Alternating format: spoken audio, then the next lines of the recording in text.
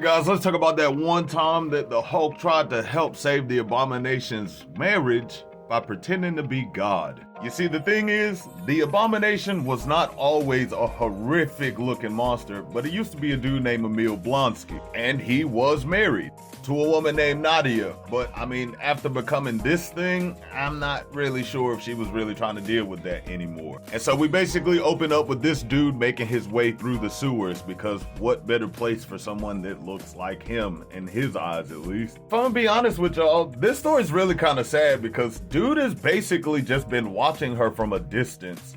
And he's telling himself like, damn, I really thought that I'd be okay if I could just watch her live her life, but like every time I see her, I just want to hold her. And considering that I'm less than a man on the outside and on the inside, I don't know, man.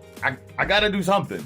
I don't know what, but I gotta do something. Now, also around this time is when Thanos first got the Infinity Gauntlet. So during this moment, he just snapped the glove and people are starting to disappear.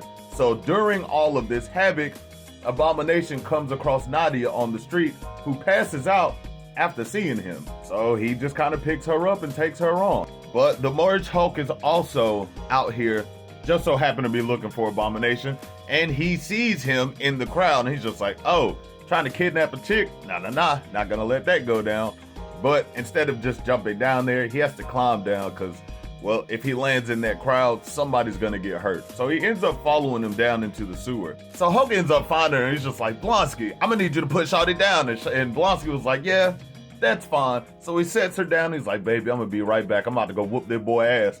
And Hulk was like, yeah, that's what you thought was gonna happen. This man jumps off these stairs, tackles this man through this awning thing, and it just leads to these fools brawling.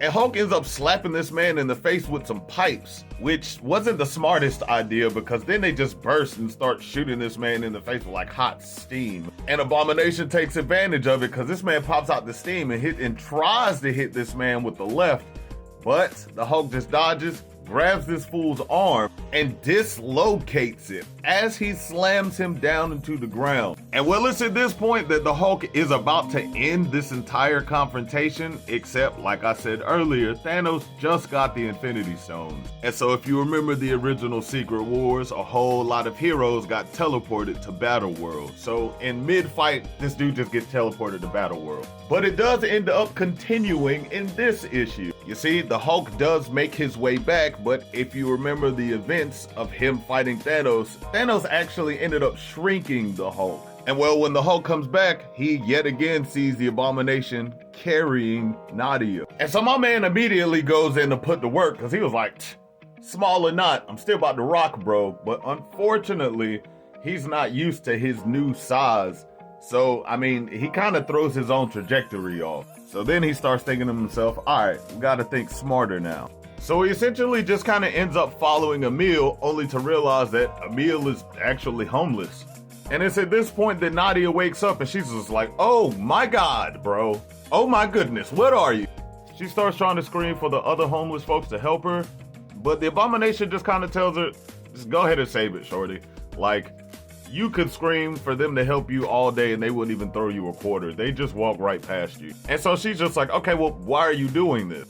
And she says, dude, I ain't never done nothing to you. But he says, damn, am I that ugly that you can't even look at me? But that's when Abomination stands up and he looks at her and he's just like, look, stop crying, please. I'm literally trying to help you. And she's like, what you mean you trying to help me? And he basically tells her that there's chaos up there. People are disappearing. Folks is, you know, just going crazy. Planes is crashing and stuff. It's wild up there. So like, stay down here with me. I'm gonna protect you. And she's just like, nah, I'm not trying to do that at all. And Abomination was just like, that's fair, but I've admired your work for like a long time. I've basically studied everything you've ever done. And I know that you were married once to a dude named Emil Blonsky. She was like, yeah, he was my husband. He died a long time ago. And that's basically when he tells her that he never died. As a matter of fact, he was experimented on and changed into what she sees before her. And he like, I know I'm ugly as hell, but like, I love you. We could do this together. Like, I know I've watched you for a long time, but I truly do believe that like we can make this work. You know, all that inner beauty and love and peace and stuff. And unfortunately for him, it didn't go the way that he thought it was going to. She was just like, hell no, I would never love a monster like you. Get away from me. You're not my husband. My husband is dead. Brah. And it's really kind of depressing because all the other homeless people in the tunnel are just kind of standing there watching this whole damn thing. And so as Abomination just kind of stands there while Shorty's crying, a voice in his ear says, let her go. And he's just like, whoa, what is that? And the voice again says, I said, let her go, Emil. And Abomination looking at her like, are you trying to trick me out here? She's like, dude, I didn't do anything. But the voice continues to tell him, only you can hear me. Now let her go. And when the Abomination is like, who is this? The voice tells him, this is the Lord, Emil, and I am unhappy. I'm not happy at all. Not one bit. And Emil, being a religious dude, gets a little shook. And Emil's like, all right, I'm done. Who is this? Because this ain't fun. That's when the Hulk was like, I mean, you see my handiwork, Emil. You seen everything that's possible and you still gonna question me? So Abomination was like, all right, if you are the Lord, then what's my mother's maiden name? And that's when Hulk was just like, you dare to question me? And thunderclaps that man in his eardrums, which drops Emil down to his knees because sure, the Hulk might be tiny, but he's still strong. And that's when the Hulk, pretending to be the Lord, continues to tell him, are you under the impression, good Emil, that the Lord doesn't have better things to do than be questioned by you? And then the Hulk grabs a rock and just launches it at Emil's face. And Emil's like, I'm sorry, God, please, my fault, bro, my bad. But that's when the Hulk continues to tell him to let her go because she's from his past, not from his now. And as Emil is basically trying to tell him how much he loves her, Hulk just tells him, look at her, dude. She looks terrified, man. You got her down here in the sewers, bro. She remembers her husband, her handsome, brave husband who was willing to like put his life on the line for his country. Even though, yes, that is you, to her, that's not you, bro. And Abomination was like, are you saying that there's never a chance that I'll be able to hold the woman I love again? And the Hulk tells him, a chance? Yeah, I mean, it's always a possibility, bro. Sure. Her running into your arms and you guys having little Abomination kids is definitely a possibility. But what's more likely is that you terrify her, and you always will terrify her, man. And well, in a fit of rage, Abomination just starts ripping pipes out of walls, which, I mean, just kind of causes all this gas to go everywhere. She gets freaked out, so she tries to run away, but she can't see, so she runs into a wall, knocks herself out.